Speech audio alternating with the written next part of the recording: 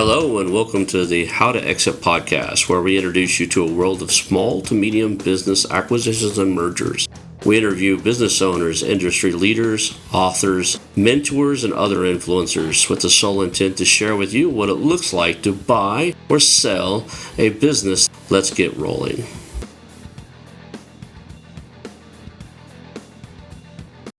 And now a moment for our sponsors. I want to highly recommend you get Acquisition Aficionado magazine. Every month, Acquisition Aficionado magazine brings you tactics for business buying and selling you won't find anywhere else. Learn firsthand from industry leaders who share their success stories, featuring in-depth interviews and stories from leading figures in the business acquisition industry. This multi-platform mobile magazine speaks to acquisition entrepreneurs wherever they are in the journey. And I want you to visit acquisitionaficionado.com today. Hello and welcome to the How to Exit podcast. Today I'm here with Nathan Lenahan, and we're going to talk about all things mergers and acquisitions. You've bought a couple companies, you've got some services and products that actually support people in your industry, and you got one really cool one I want to talk about when we get down that path about helping others, helping people like us find great operators. So I think this would be a really fun and interesting conversation. So Nathan, thank you for being here today. Yeah, thanks for having me on, Ronald. We always start with the origin story. You and I have a little bit of background. I don't ever talk about my military too much on here just because of the whole, like what I did in the military was classified, so I don't want to ever say too much. But you spent a couple of years in the Army and ended up into the entrepreneurial space. I was the Air Force, ended up in the entrepreneurial space. Looks like we both worked at Lockheed. That said, similar paths. I want to hear your path. Tell us your origin story and kind of how you ended up on a show about mergers and acquisitions. Yeah, not sure I ever expected myself to be in this space, but I took off in 2001 to start college. I came from a military family and 9/11 hit. And so I have a twin brother. He had actually joined the Army before 9/11. And so I kind of followed his footsteps, jumped in the Army, and yeah, I loved it. I mean, did 6 years there, a couple tours in Iraq. And in the Army, I learned about kind of real estate investing and this idea of an MBA. And so I knew those were things that I wanted to pursue in the future. So got out, finished my bachelor's degree, went to Lockheed Martin, just like you mentioned. And there I went through an operations leadership development program, and they paid for my MBA. So I went to the University of Texas at Austin, did my MBA there. That's where I learned about kind of entrepreneurship through acquisition. That sounds really fancy, but it was more like, hey, one of my buddies was sitting next to me and he bought an irrigation company off Biz Buy Sell for like 30 grand. And I was like, what are you talking about? I need to know more about this. And that didn't go super well deal wise, but I think he got his money back at least. But it was super interesting. And so ever since that point, I was like, I got to do this and buy a company at some point, or at least start one. So from the MBA, I went and actually started my first company. And I was working at Lockheed at night, and then I'd work on my property management company during the day with a close friend. We built that up pretty quickly over 18 months and then sold it to a private equity backed roll up in the property management space. Went off to WeWork. So like huge growth story there, learned what scale looked like, 2 or 3 million in revenue to over 200 million in less than 3 years for the little region that I ran. So that was incredible and just as dramatic as you see in all the headlines and all that stuff. And then from there, ended up at a small tech company, or like real estate brokerage, tech enabled, which was really cool. Learned a lot as a senior leader, and went under contract on our LOI for our first deal and bought it as kind of COVID was rampaging the real estate market and really struggling. So I exited that company and straight into buying our first company, which was an HVAC company called Bart's Heating and Air. And then we did an additional acquisition. We're working on our third right now. That's awesome. And you're kind of in a hotbed, right? Is it Dallas area? Yeah, you're in the Yep. Dallas Fort Worth area. I Yep. was there a couple years ago. I kind of move around. I'm one of those digital nomad type guys, right? Okay. We live in a tiny home. This studio you see me in, it's portable. It can be picked up and moved. And then when COVID hit, about the same time you're doing all this, COVID hit, I already owned 5 acres in Oklahoma that was free and clear with a little farmhouse on it. We packed up our tiny home and moved it back to Oklahoma just to That's awesome. ride that out, right? Yeah. So I had a real estate business in the residential real estate business, buying and selling houses in Oklahoma anyway, that I was running remotely down in Dallas. So you're in the space now. You've got the heat and air company. You got a thing called Smooth Operators. When did that start, and what was the catalyst that said, you know what, we probably should go help other people do this? Yeah, so we hired a GM for Bart's Heating and Air, and that was going pretty well. And so when I shared that on Twitter, I had a whole bunch of people really interested in the idea. And so I think you and I talked about this briefly, but there's this whole joke of like, I'm going to buy a business and then just hire an operator. And so it's that easy, guys. Like, it's super easy.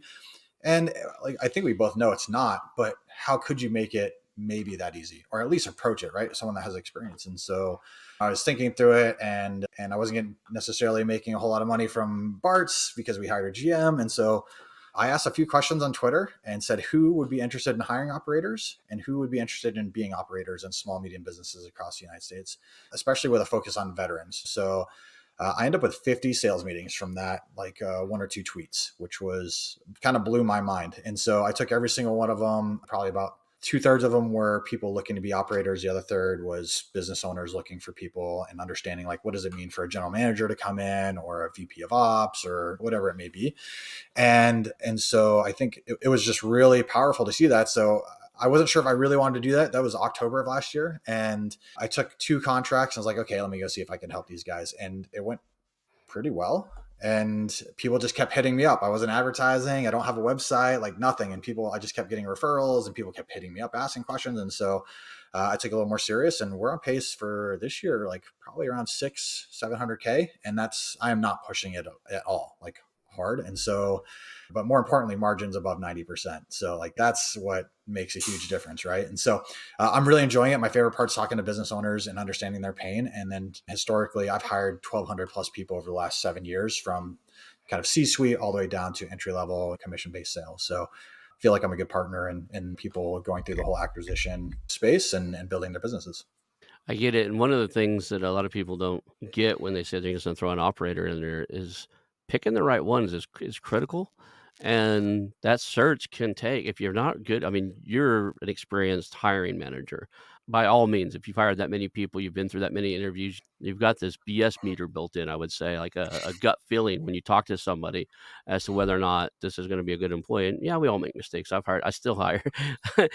I'm much older. I've probably hired as many people, if not more, just because I've worked at some big companies with some big divisions that work for me.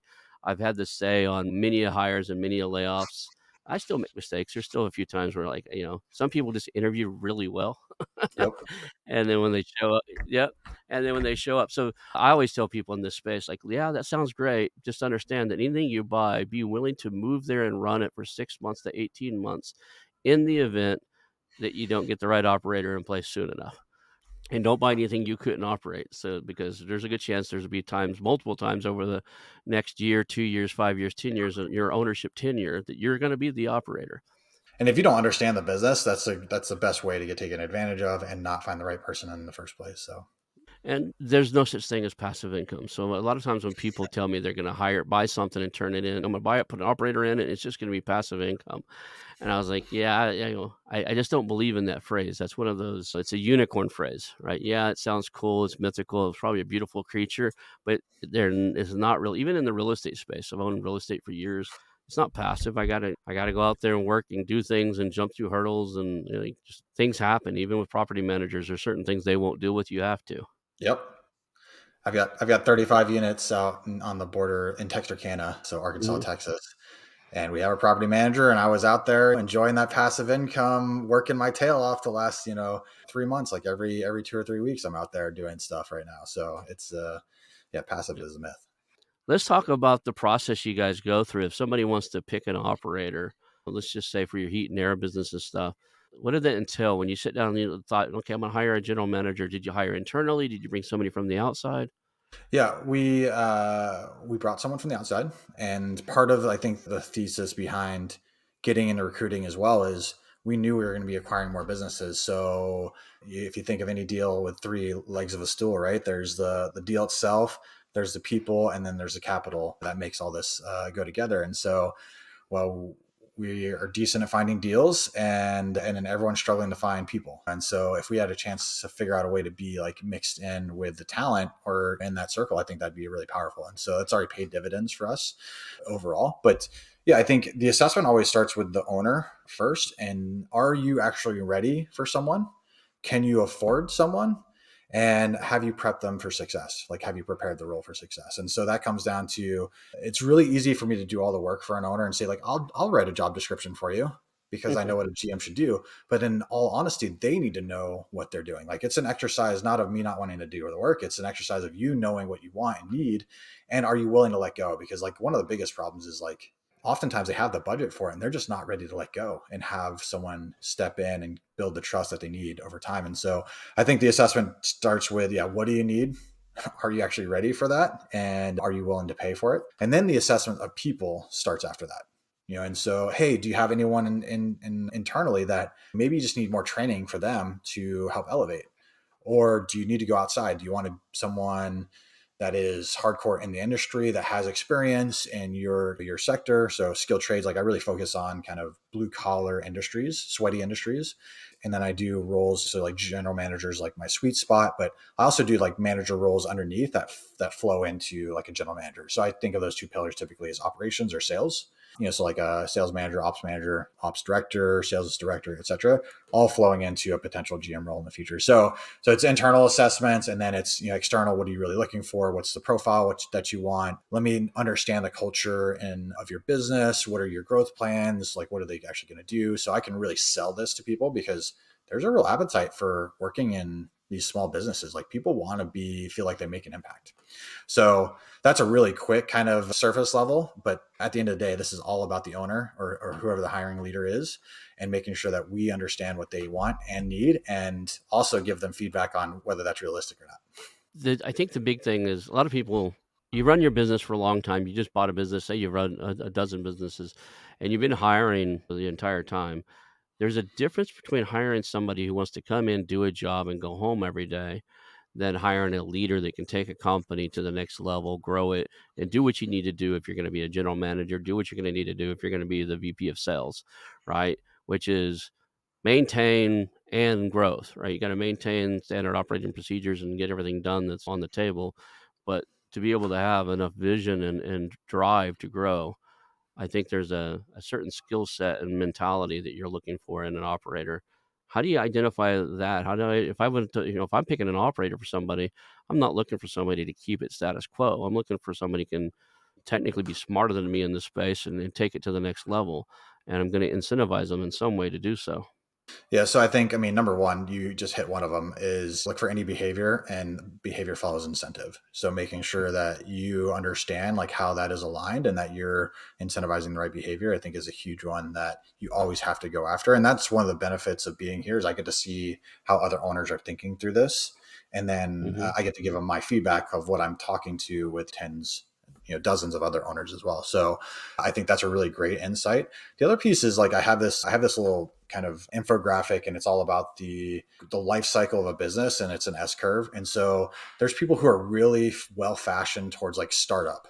Like, hey, I Hmm. am 0 to 1 and I'm really good at that. There's other people who are growth people who are like, hey, you've got the foundation of a business and a product that people like, and I just need to go sell it and scale and go faster. And then there's like the run maintain. And so when you get to that like high end of the S curve where you're at run maintain, it's either you innovate another product and you create another S and you keep going, or like those are just three different types of operators. And some people can transcend them, but that's very, very rare. So I think number one, understanding like, hey, what do you like doing and what phase of business are you best at?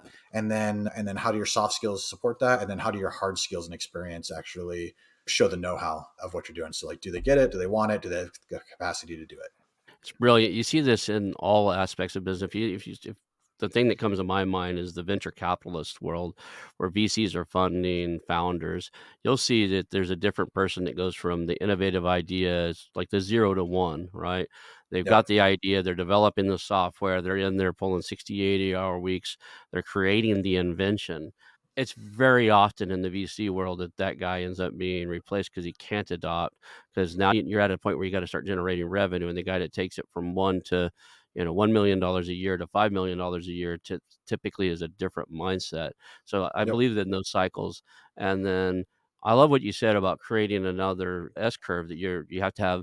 If you keep that innovator in place, you got to give him something to do, and then you need your operator, your guy who can keep the status quo, make sure the widgets still turn the way the widgets were designed to turn, that got you where you're going.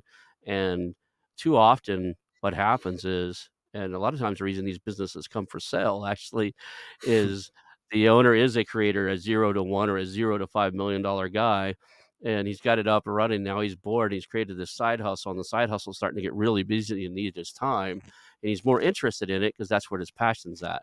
So, Yep. two of the calls I've been on in the last week and a half where that was the case, right? The guy's got some other project that's gonna, oh, this one's gonna be way bigger than that one. Yeah, I see that cycle. What are some of the key traits that you look for to identify who fits in what?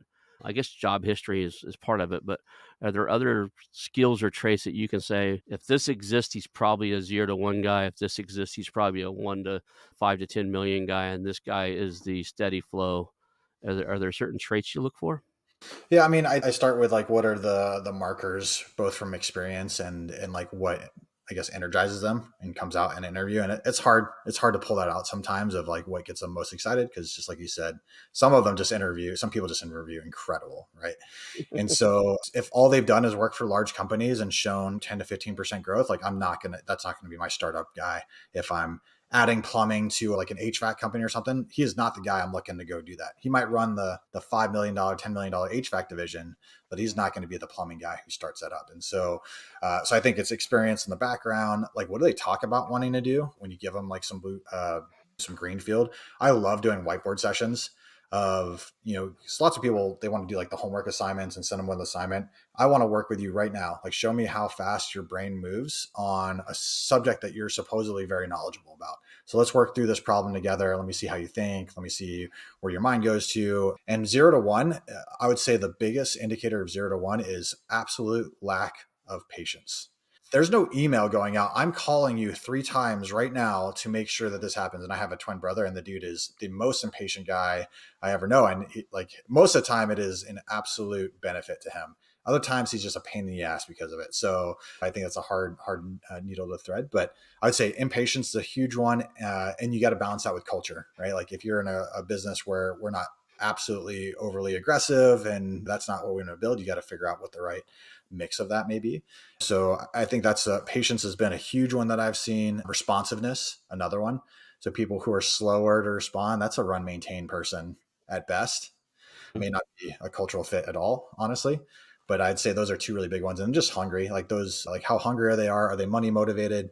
Because I do want someone a little bit money motivated. I don't want them to be 100% coin operated, but I want them to be a little hungry for that. I want them to want better for their families and to take care of them and being willing to sacrifice and work hard for that. And so lots of people are not willing to sacrifice for a job or a career. And I think that becomes really apparent really quick. So obviously I don't need everyone to be like that, but my leader, that Mhm. leader needs to be bought in. And it doesn't matter if something goes wrong at midnight on a Tuesday, like you're responsible, just like I am. I get that. I've seen something in the sales world that I think translates to all the different industries is people hit a certain comfort zone and then they'll plateau out. So when we were looking at salespeople, I always looked at like especially somebody that's been seasoned in sales. I want to see that each job they had, they excelled past their previous one.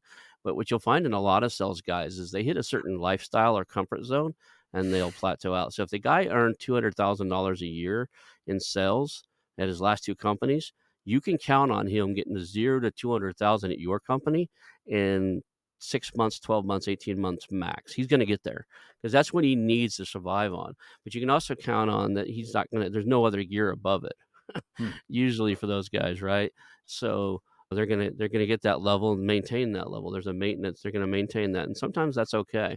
I believe that to some extent, everybody has that their wiring. There's a certain sense of self-worth or value. I'm looking for somebody that's hungry and entrepreneurial, and their expectations of where they're gonna get is way above anything they've already done or anybody that fits in my comfort zone, right? If I'm taking your heat and air business and I want to see it triple, if your salary, income, and everything hits your comfort zone at half that, are you really going to continue to push? 100%.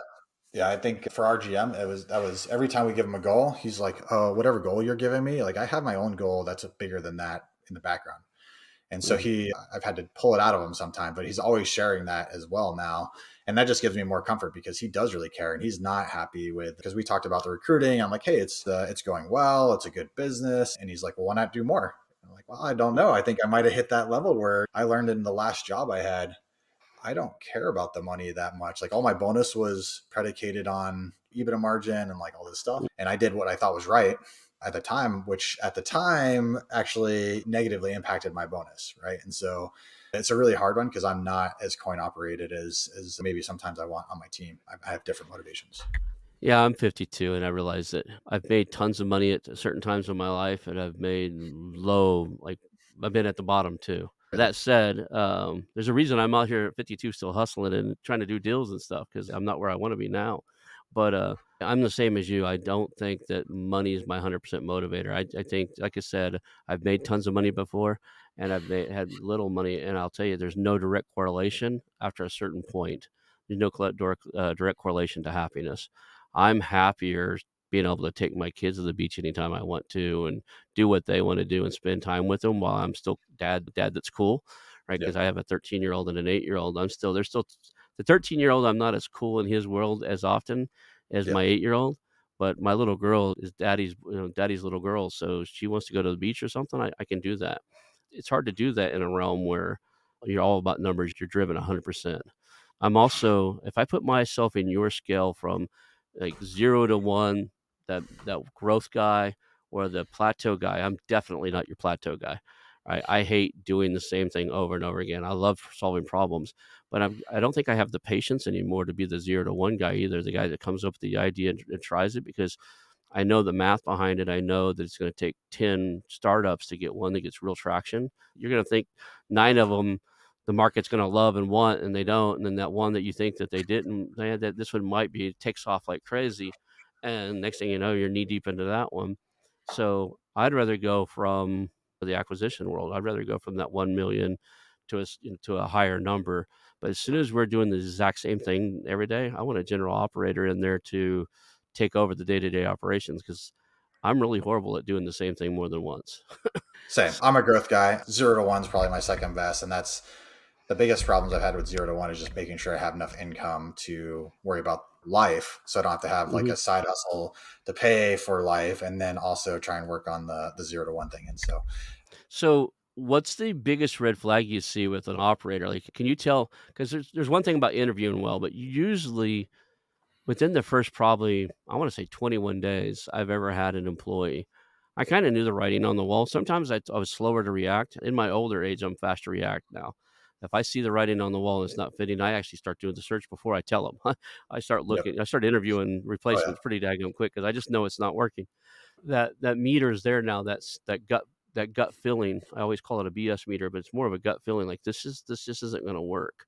What are some of the red flags for you in the first couple of weeks of somebody? So if an operator comes in, and have you had cases where you're like, I just didn't get this right. I probably ought to do something else.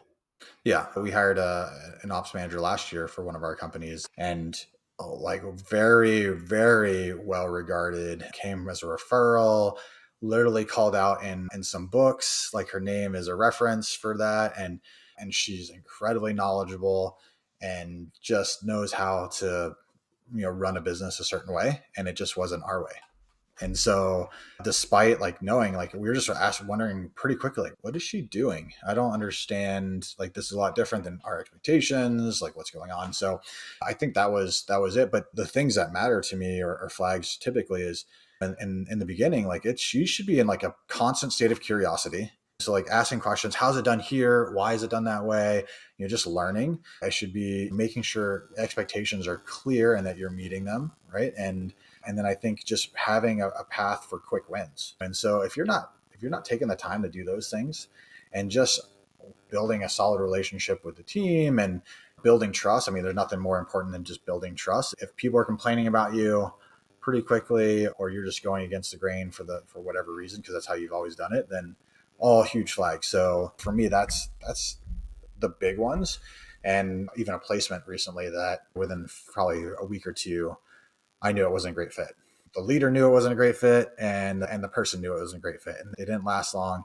And it was just a miss on some of the cultural things. That like this was a third party placement, so harder to grasp some of those things. But went Mhm. from he was going from incredible residential private equity backed, like kind of roving GM to a commercial private equity backed. And so like the day-to-day activities were much different. The level of accountability was different. The reporting was, everything was different. And so it just ended up being not a great fit, and something that I learned a lot from, trying to make sure we don't make that mistake again. But yeah, it's hard. I'm not going to tell anyone it's easy, but there's a lot of indicators that we look for in the beginning to try and avoid those problems.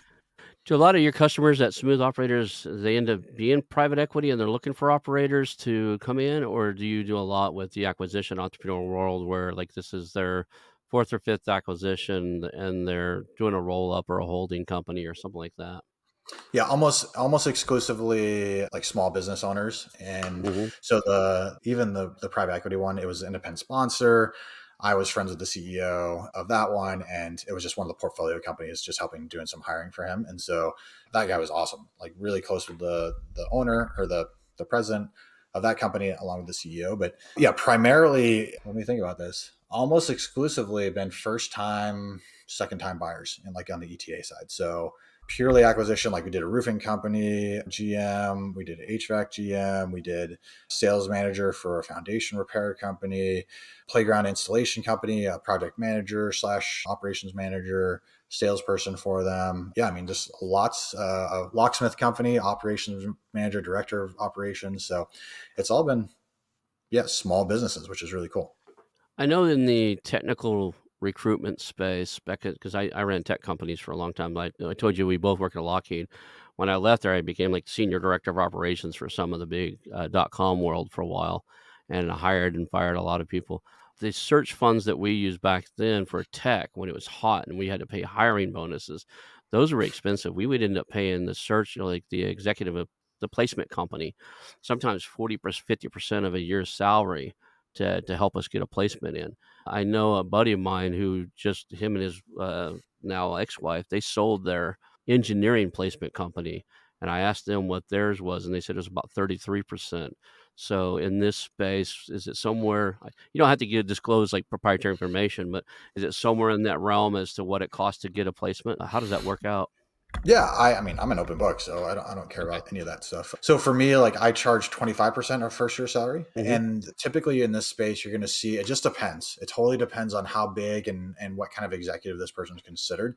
So I have been doing, for the most part, except for one, contingency based search. So Hmm. I'm not doing retained search right now, which would be for like larger, like, executives at private equity companies, so C-suite and Hmm. above, maybe VP and above. And so 25%, I think it's probably slightly on the high end for contingency side. Typically 18 to 20%. You're going to go under 20% probably for higher volume companies. So if they're going to do multiple positions with you. But yeah, I mean, I think I've done discounts for veteran owners only, pretty much. And anyone that's been the only place I've really had to do discounts on. So 25% for me. And then if we're doing a retained search, like that might be a little bit different, where it could go 25 to 30% depending. And the payment structure is obviously different there than contingency, where it's just a success fee. So sell me on the search business. Why would I want to acquire not just yours, but I'll give you my underlying motive because you are very open book. I dance around that whole other question, and you're like, I just asked the damn question. So, so anyway, so this question, there's one actually right now listed in our area that's the numbers don't seem right. They listed it for themselves in Craigslist. They said that their 2023 revenue is 2.2 million. They do placement, so they're a staffing firm. They got 6 employees. I think it's 4 full-time, 2 part-time, and they want to sell it. And the listing price on Craigslist was like $150,000. And I'm thinking, even at a horrible profit margin in staffing, let's just say they're doing 20%, they still should be cutting $400,000 or $500,000 a year in revenue. Why is it so cheap? So I haven't called them yet, but why would? Because I don't know if I want to be in the staffing business. Why would somebody want to be in the staffing business? Well, first, send me that listing. Okay, I absolutely will. Yeah. um, Second, look, I'm still learning a lot, and so I'm learning there's a lot of terminology that is used places that may not mean the same thing, or it may mean the same thing. So staffing, yes, recruiting is technically staffing, but when I think of staffing, it's high volume, usually low skilled, like contract temp staffing versus like full time permanent placement. So like I focus on full-time permanent placement. I met like an awesome dude from Twitter, Nick Shabro. He's up in Michigan and he does more staffing because there's lots of manufacturing companies up there who, are constantly having turnover and they just need awesome people. And so Nick does an incredible job staffing those, and then they take a markup on the hours. So like Nick's company actually pays the team members until their contract is bought out and they become a permanent placement to that company. And so Mike, that would be my first question for you on that role on that company is what kind of recruiting do they do? Because if they have contractual agreements where they actually have some kind of predictive amount of revenue going forward, then that's probably incredibly undervalued. Those are going to be the highest value type companies. Anything that has obviously contractual revenue, you can see those go up to, we'll say 6 to 8x multiples. And then mine is probably like a contingency placement firm with revenue. Like you're going to see 3 to 4x probably tops. So, but I would imagine their profit margin's much better than 20%. I would expect much higher. So, I mean, we're running at about 96% this year so far, but that's straight up contingency. It's just me. I'm just doing all the work. So it's pretty incredible, but I would still expect to be north of 25, 30% at least in a staffing company. I got a game we can play. Click on that chat button on the bottom right. There's the listing right there. Can you see that one? So it says successful employment staffing agency listed for sale in Santa Rosa, California, world class. Franchise business offers a line of staffing services. Aha, franchise. That might be another reason why I kind of backed away from without cold calling them. I usually just call these and just have a chat with people. But temporary, flexible, direct hire. Do you see the listing? Oh, I do. Yeah, I'm looking through it. Yeah, gross revenue is 2.1. Yeah, I mean, they're not asking much for it. So I would be curious on just like what's going. I mean, Well, it's probably not financeable potentially. That'd be one of my right. guesses. Open in That might be why 2017. they're asking for 149.9 is they want to check. But it's it all depends on the franchise too. It says franchised business. So you got to work with their franchisor. Yeah, so who knows what that means, I guess. And then, so yeah, I mean, that's two headwind right there. Can you put debt on it and actually finance it? How much pain is involved for the franchise transition? And then professional office, 4 trained office staff. Yeah, I mean, 2.1 million. I mean, that could easily be a home run, but who knows? Yeah. So anyway, now I'm just curious because I seen that and I thought, well, he's in that space. I wonder what he would think about that because it seems like the numbers are off. Let's go into some other aspects of what you got going. Your strategy for growth on these businesses. Are you looking to acquire? Are you acquire to grow? I mean, you got the skill set. You've already made some acquisitions. It's a brilliant way to. It's like the look at the PE boys. They're doing something right. If the average PE looks to grow 30% year over year, and I don't know another way to do that without doing acquisitions. Yeah, I think 30% is a perfect number. That's kind of our number that we use as well. And so Hmm. in tech, there's actually a good number. I think it's called the rule of 40 or something like that. So every percentage you want to grow more than 40%, you have to take it out of, or no, excuse me, your growth rate plus EBITDA percentage has to equal 40%. And so if you want to grow 40%, then you're not making any money. If you want to grow 20%, you can make 20% EBITDA. It's like that's the rule of 40 there. And I think that's interesting, but you can't do 40 naturally for the most part in our industry. So in HVAC, we think 30%, and we think 30% is achievable for the most part organically. Until you start hitting larger numbers, you get to 30, 40, 50 million. I think it gets a little bit harder, but there's lots of opportunities to continue to grow. So like for us, we have our organic strategy and we have our acquisition strategy. So 30% organic ideally, and we currently only have one trade. So we operate in the northwest quadrant of DFW. We have HVAC, and so there's clear paths of opportunity for 30% growth for a long time in front of us. We just need to do HVAC across all of DFW. What if we add plumbing in just the northwest quadrant, and then what if we had plumbing in the half of the quadrant? So that's how we think of the organic side.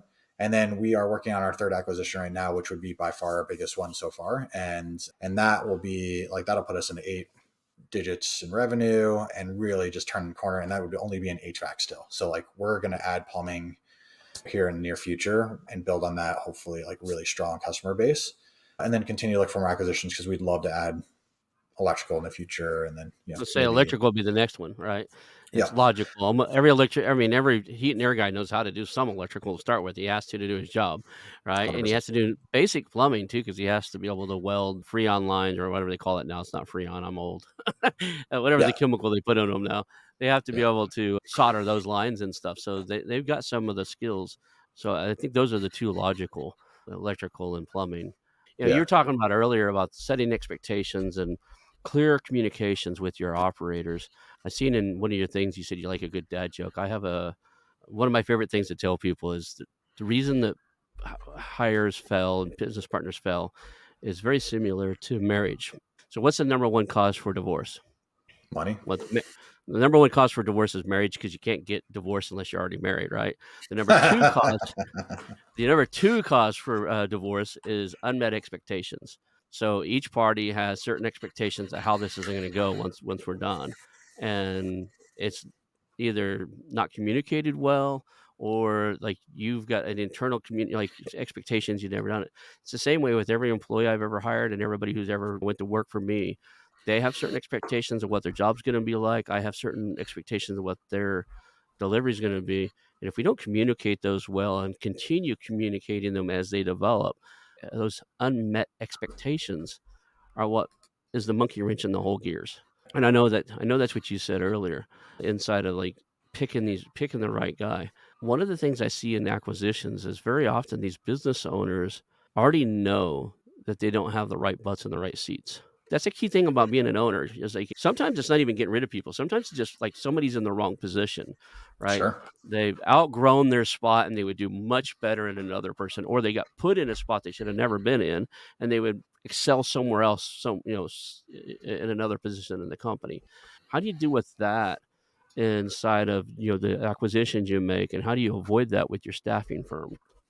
Yeah, I mean, it's asking a lot of questions. So we care a ton about the people and what that transition plan looks like. And I think intentionally you want to keep everyone in an acquisition in the beginning, but as you evaluate talent, like you're going to find people may not want to be there through this transition. They may not want to be part of your plan or vision for the future. And so I think just having really honest conversations with people and being transparent on where we are and where we're going is the start. And then, being super candid, my partners even give me a tough time sometimes about being too blunt. Like I wouldn't say I'm ever mean or anything, but at the end of the day, if we have a problem, as an example, like our GM, there was an issue with a installation for an HVAC system on Saturday and he wasn't reachable. And I'm going to be honest with you, like we pay this guy a lot of money. That's bullshit.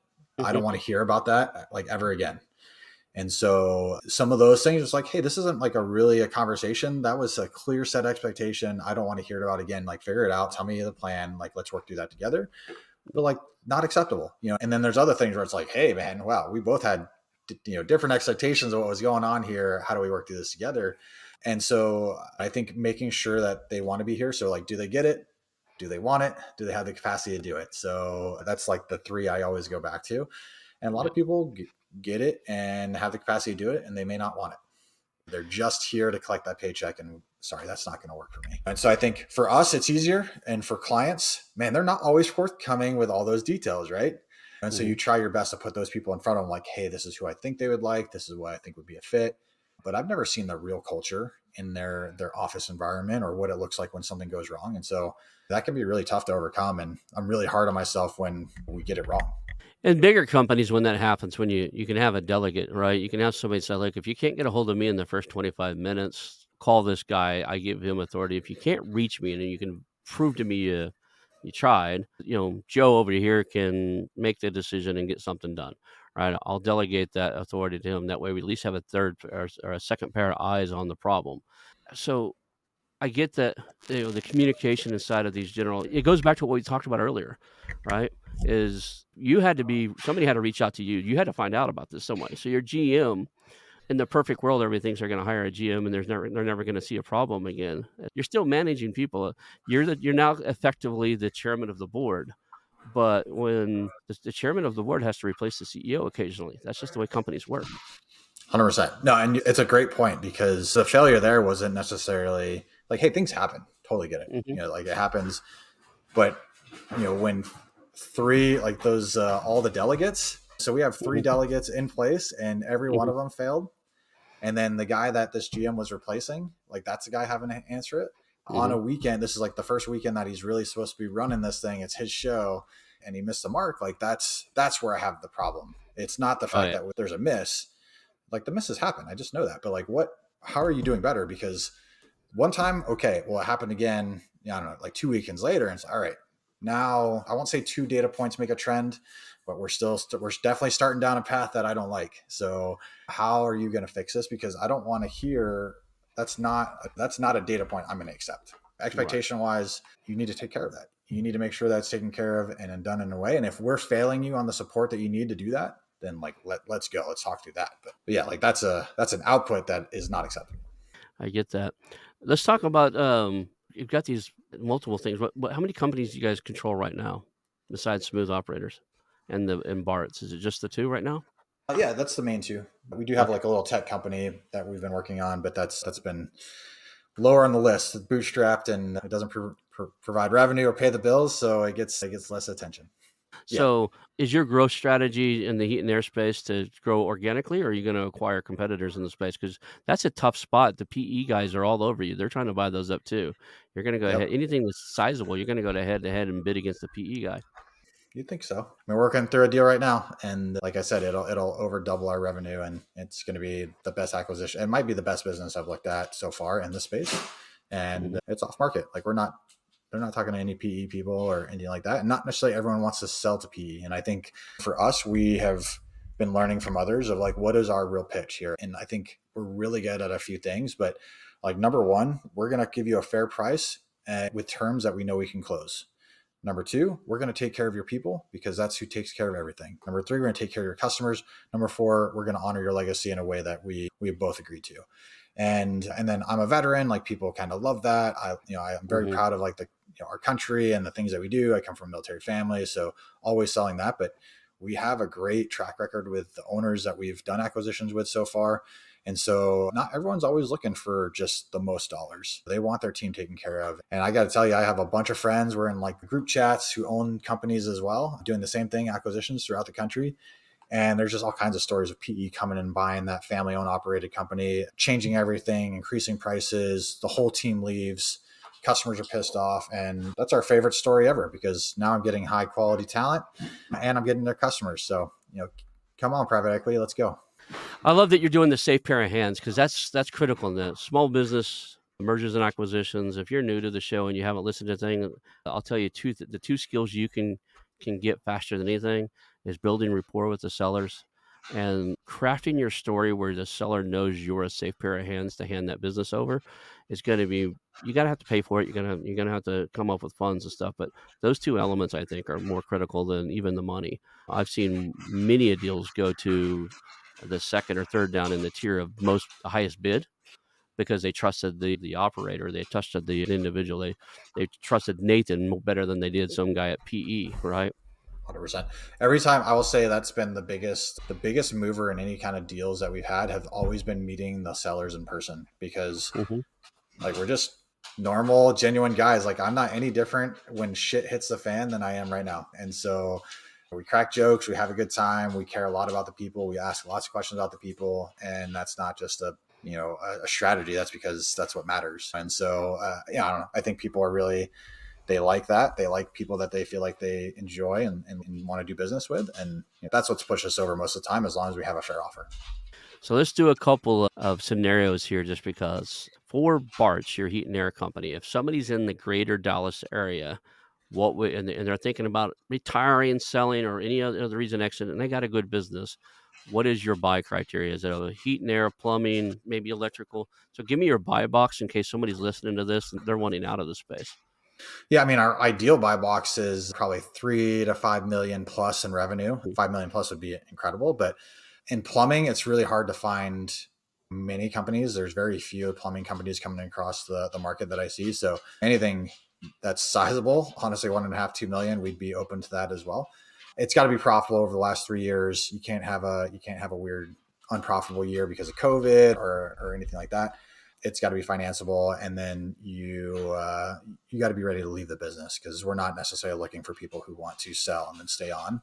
If you want to partner with someone who's going to take great care of your people and your customers and continue to build an incredible reputation, then we'd love to speak with you. But yeah, plumbing, HVAC, electrical, like our big strategy for acquisitions now is we either need to be adding a new service or a new geography. And so we're in Northwest DFW. So the rest of that kind of, noon, 12 o'clock to 9 p.m. essentially of the rest of DFW is geography that we need to go cover, and we'd be open to acquisitions there as well. So how do people reach out to you to tell you about something they've got in that space, the heat, air, plumbing, electrical?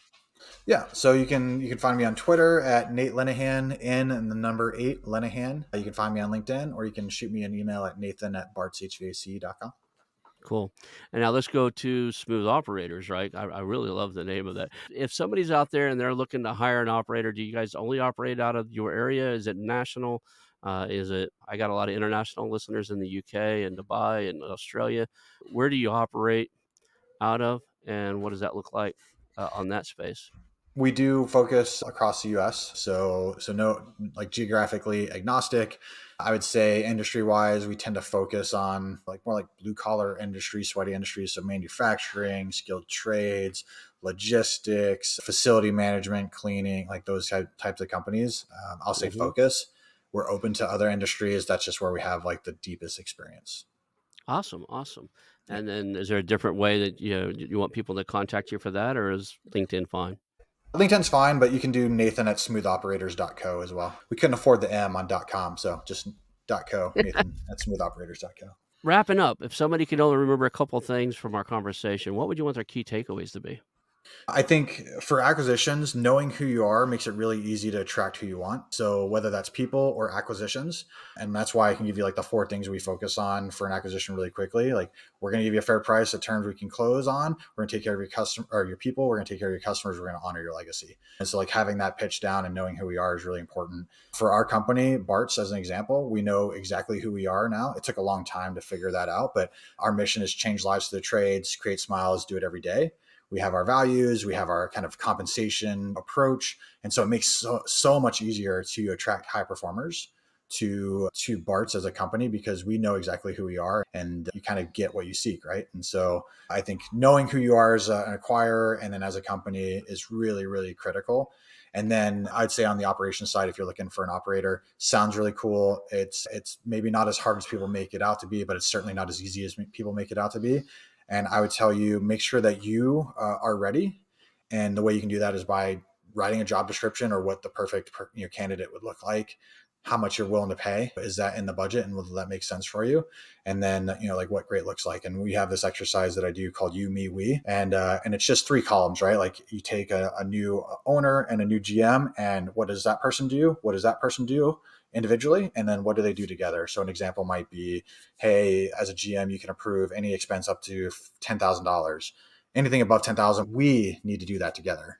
You can hire up to VP, but anything above that, we have to do that together. And then the owner may take care of other things as well. So like that's been a great exercise that I've done with people where just gives you an idea of what they do, what you do, and what you do together. Awesome, awesome. Well, I think that's some great advice, and we'll call that the official show. I want to announce our new channel partners, the ITX Marketplace. Since 1998, ITX has created $5 billion in value by selling more than 225 IT businesses in 20 countries. ITX works exclusively with IT-enabled businesses generating between $5 million and $30 million who are ready to be sold, and M&A decision makers who are ready to buy. For over 25 years, ITX has developed industry knowledge that helps determine whether a seller is a good fit for their buyers before making the match. ITX Mergers and Acquisition Marketplace we have partnered with has a proprietary database of 50,000 plus global buyers seeking IT service firms, managed service providers, Microsoft service providers, software as a service platforms, and channel partners with Microsoft, Oracle, ServiceNow, and the Salesforce space. If you have an IT-enabled business you're ready to sell, I want you to visit the itexchangenet.com/marketplace. How to exit. That link will be in the show notes. Visit them now.